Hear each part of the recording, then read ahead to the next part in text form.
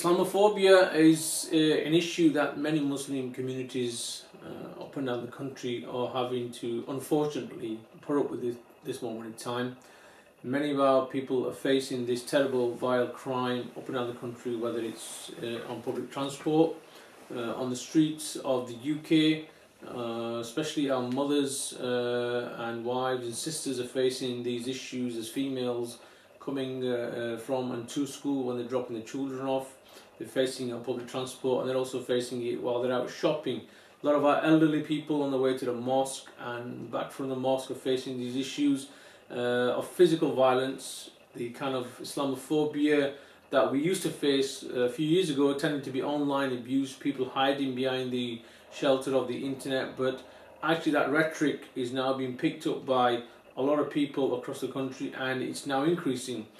Tell Mama is launching its annual report, reporting the figures for last year, and we've identified there's a 300% increase on street violence from the previous year. So the figures from year 2014 to 15 have gone up by 300%, which is bearing out what I'm saying here, that from an online area it's now going into the physical realm, and people are starting to face these terrible attacks.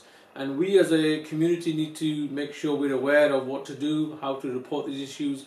And Tell Mama, which is the Measuring Anti-Muslim Attacks, an organisation that can take care of people. It does casework, it advocates on people's behalf. It also represents them with statutory authorities like the council and the police forces. And we work very closely with the police forces as well, with a data sharing agreement, to make sure that our information corresponds and actually we are in possession of the full facts, so we can support the individual to the best of their needs. Now, the issue of Islamophobia is across Europe as well. It's not just a UK issue.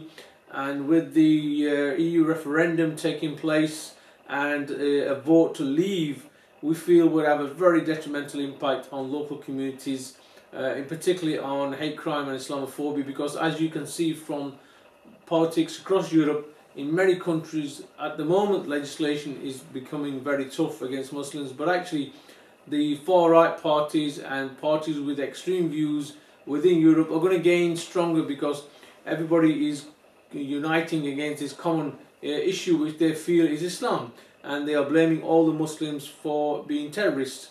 And you may have heard the common things that not all Muslims are terrorists, but all terrorists are Muslim. But let's be clear here, when the media reporting is actually creating people or making them more radicalized, because when you look at some of the headlines, they will not classify individuals who are not Muslims as terrorists. So when it comes to saying all terrorists are Muslims, it's because they will not label anybody who's not a Muslim a terrorist. Hardly ever do you see. Although the crime could be clearly politically motivated, it could be clear that an individual has committed a crime because of their, their political views.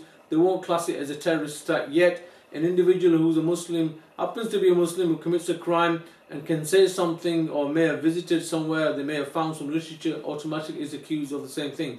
Now, we're not asking for people to go out there and just, everybody to be labelled as terrorists, but the point here I'm trying to make is that, we need to be consistent. We need to root out terrorism and extremism in all its forms. And when you see after the EU referendum and the vote to leave, we are now isolating ourselves, Britain, as a country, where we were leading within Europe, we're now going to be on the margins. Okay, we may be a permanent member of the UN Security Council or a member of NATO and G8 and G20. In essence, we used to operate as a bloc. We could trade as a bloc. We could negotiate as a bloc with you, as a partner in Europe. We're not going to be doing all of those issues. So this is going to weaken our country. People's workers' rights are going to be impacted, and we end up being in the blame game once again, where the migrants are being blamed for everything.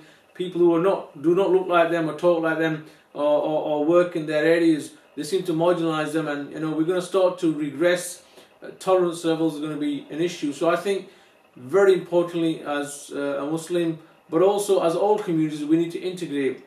We need to work collectively together with the churches and the synagogues and the temples and gurdwaras and those people who don't have any faith, because if we are going to succeed in this country together, we need to make sure we're all working with the same goal, trying to achieve the best for our children, making this country stronger, because we're going to go through some very difficult times economically. We've already seen the stock market, struggle. We've seen the pound drop.